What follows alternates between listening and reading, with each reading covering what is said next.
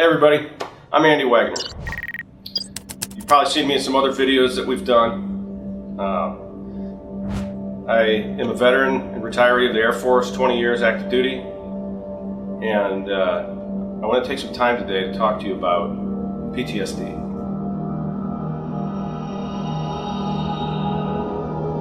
Most people watching this have some idea of what this is, but one of the things that people always associate it with is just military or people who have seen combat of some sort. But PTSD isn't just because of combat and violence. It can be from all sorts of different traumatic issues. When they say traumatic, it doesn't just mean something physical happening. There's a lot of mental and emotional stress that can cause PTSD. One of the things that we do in our country, for whatever reason, is there's this stigma with mental health. And 22 veterans a day take their own lives. And to get to the point to where you decide to do that is unfathomable, and it's unacceptable as a country that we allow our brothers and sisters who lay down their very sanity for our freedom. And if we can even just start a conversation about PTSD and make it okay to talk about, that's a great step. So I want to give a couple examples today of some of the PTSD that I've had in my life and of some people that I know, and they range in different experiences. So I had a friend that I served with in Iraq in 2004. We came back, we both served in the same area for the same amount of time, and we were both medics, and we both dealt with the stress that we saw differently. At the time, the stigma, even in the Air Force, about going to mental health was there. People were afraid because they thought, if the Air Force thinks that I have a mental health problem, that they're going to kick me out. If they find out that I'm not stable enough, I'm going to ruin my career, or I won't be able to continue my career path.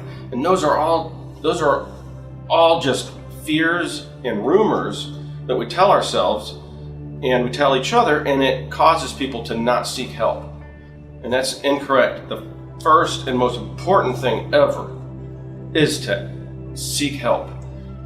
When I was active duty, we did computer-based trainings all the time. I mean, in pretty much any job anywhere today, you would have some kind of computer-based training. And every year we talk about suicide prevention, we talk about PTSD, things like that, what signs to look for. And the information there is good, but they drill it into our head so much that it starts to just sound like, your 4-year-old just repeating themselves in the background, or, you just start to tune it out. But it's time to get back to the basics, man. We need to keep an eye out for each other. If you see somebody struggling, if you see somebody going through a hard time, if somebody is getting pushed around in their job, pushed to a place that they don't want to be, that that they're not safe to be there, the job might not be able to see it, you need to speak up and say something. So my buddy that I served with, we came back and he had a lot of issues. He did end up seeking help, and he got help. I talked to him a few times. He had a couple of suicidal ideations, and then not long after that, after he was good for about a year or so, they deployed him again. And I don't think he was ready for it mentally. And, we can blame ourselves and all that all you want, but, I had a hard time with it because he got back from that deployment and he ended up taking his own life. And so, his PTSD, he was not in combat, but he saw the effects of it. So that's an example of military, that I've seen, in somebody, military experience PTSD.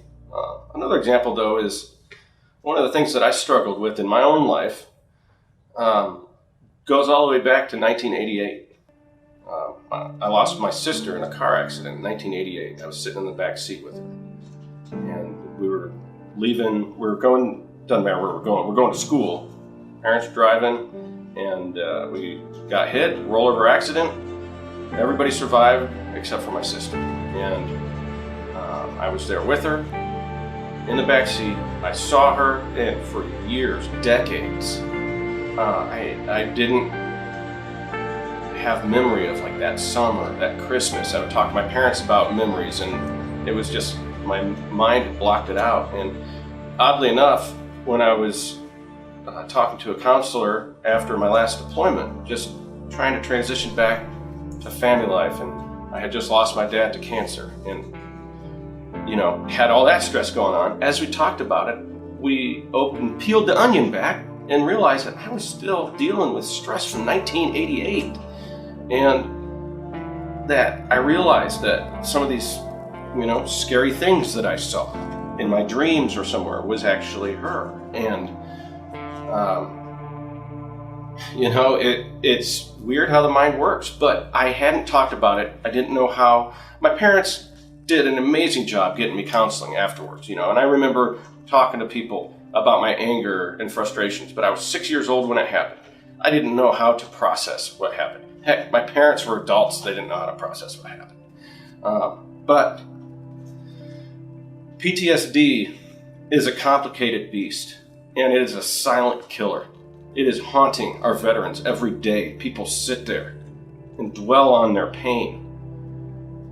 And it's not just if you're in the military. I was a 6-year-old, and I had it for all these years.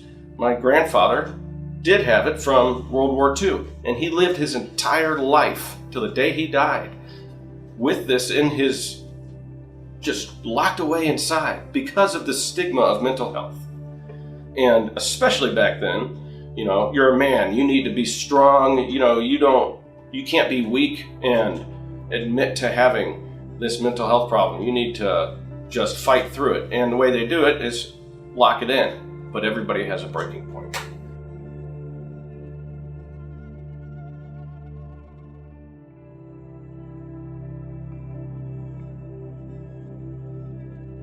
What we can do is be observant. Talk to each other.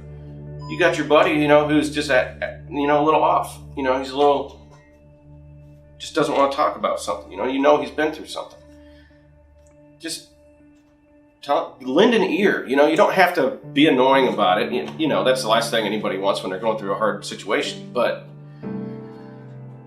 sometimes somebody needs to get it off their chest, and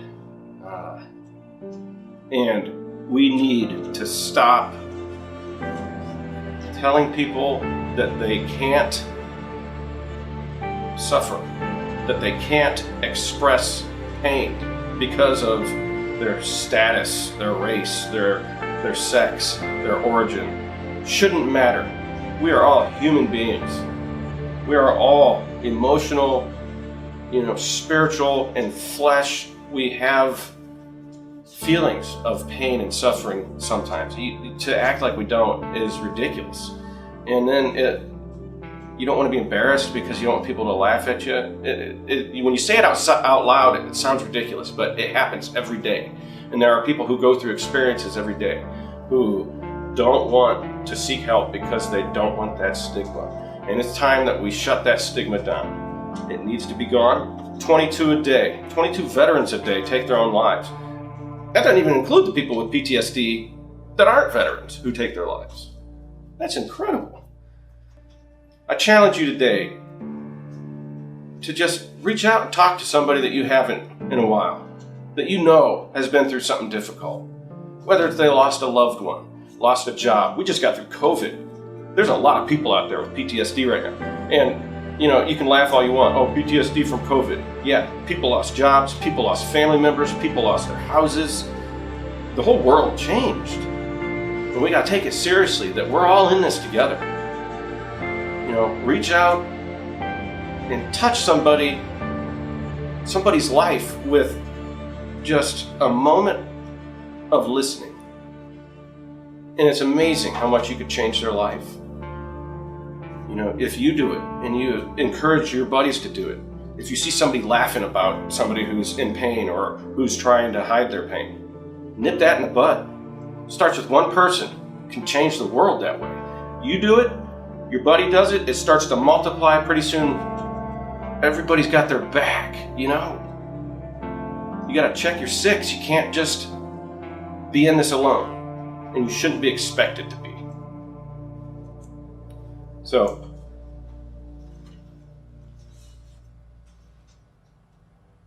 PTSD, it's time we look you in the face and acknowledge what you are and deal with you once and for all. We love you guys. Thanks for listening.